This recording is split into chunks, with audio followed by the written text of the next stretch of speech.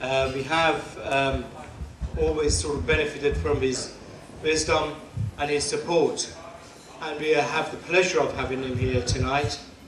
So, without much ado, I'll give the floor and the mic to Anthony. Thank you very much, Anthony, for being here tonight. Thank you. Thank you. Thank you. Thank you. If you're not careful, I'll break into song and then you'll be sorry. You see, this is all a sadistic plot on the part of the organisers to get you to have some food, a few glasses of wine, you're just getting organised, lovely conversations, and then you have to listen to a lecture on philosophy. Oh well, this will get you brownie points, not in heaven of course, since there ain't one, but it'll get you brownie points somewhere. This is a really, really important campaign, and it's obvious why it is. In fact, you know, the famous example of saying everything again and again and again in order to confirm what it is that we're doing, what we're committed to, very important. But instead of dwelling on the point of why now, in this year 2010, in this country of all countries, which historically has had, you know, such a tradition of liberty, individual liberty, and of aspirations at very least to equality before the law, why is it that we're campaigning now on this topic? And the answer, of course, is because all those old and important traditions, all those deeply entrenched, as we thought, values that have shaped this culture of ours here are under threat. And the people who are facing that threat are not, you know, the majority population, but those, many of them, who have come here in order to share our way of tolerance, our way of life, and our way of allowing one another to get on with our lives safely and comfortably. So I thought what I would do is just talk very, very briefly indeed about the deep roots of why it matters that there should be one law for all. I mean, I know you know that the principle is just so obvious that it's a pain in the neck to have to be campaigning about it. But those deep roots, well, it helps to understand them.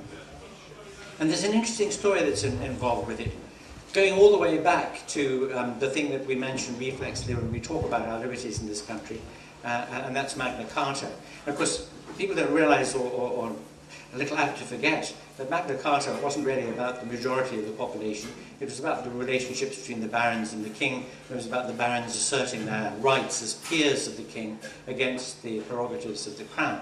But sort of by mistake, two things crept into the Magna Carta which had an extraordinary effect on this country for a very long time. For a very long time made it the freest country in Europe.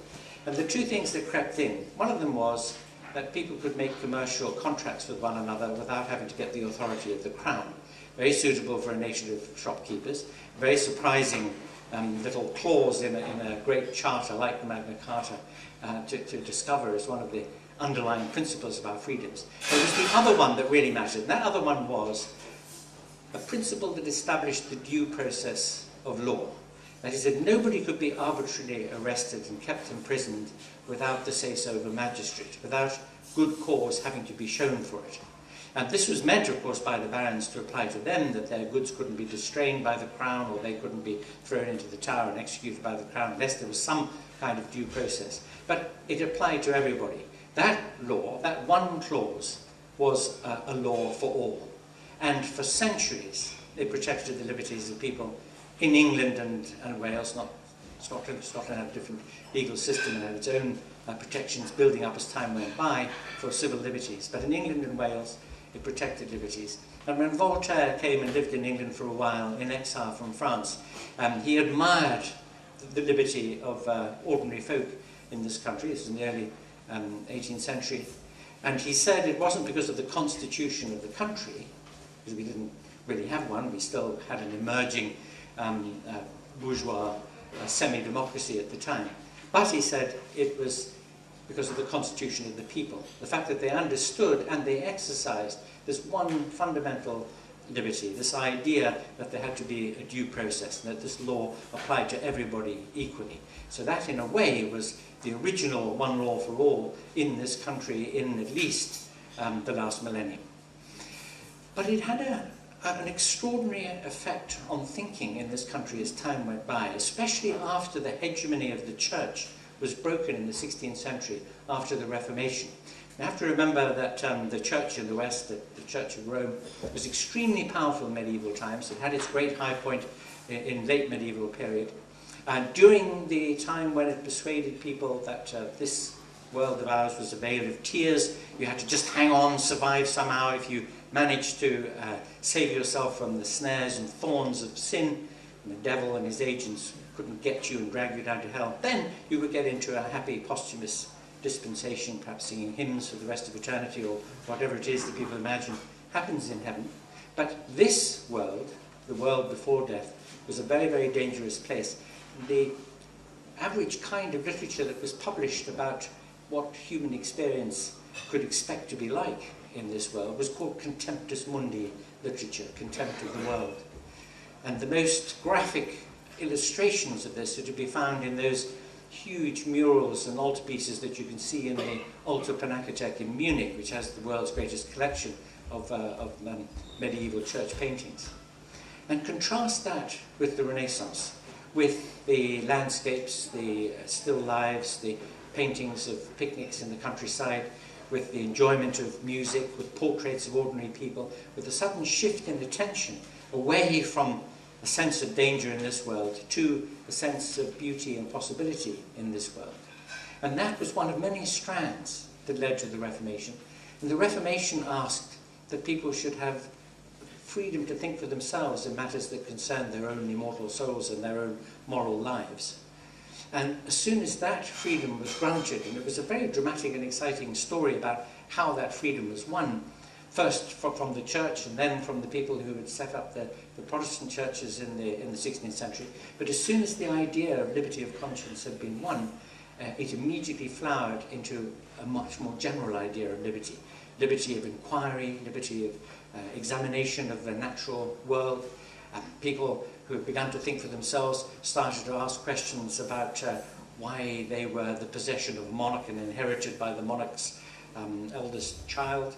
Why didn't they have a say over their own political lives? If you look at the history of the 16th, 17th, 18th century, it's a history of the growth of liberty, only made possible, and it happened very particularly in dispensations like this one, where there was some sense that law should be equal and should apply to everybody, where the idea of the possibility of freedom was enough for people to seek it and to fight for it. And indeed, over all those centuries, many people struggled to try to get the kinds of liberties, especially civil liberties, that we come to take for granted in our own time.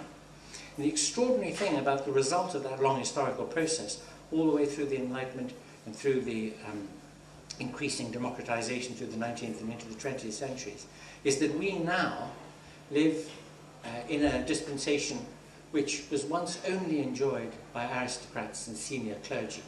400 years ago, they were the only ones who had an education, the only ones who could travel, the only ones who could make decisions about their lives and make important choices about their lives. All the rest of us would have been peasants, illiterate, wandering around in the fog, tilling the soil. Our only entertainment would be church on Sundays, and our only literature, our only narratives would be the Bible stories that we would be told. And so we would be imprisoned mentally by that. Now we're not. Now we enjoy what everybody had 400 years ago. And it's because a single principle was allowed to sprout buds and to grow. And the single principle was that there should be one fundamental freedom that everybody could enjoy, and bit by bit that took hold and it grew.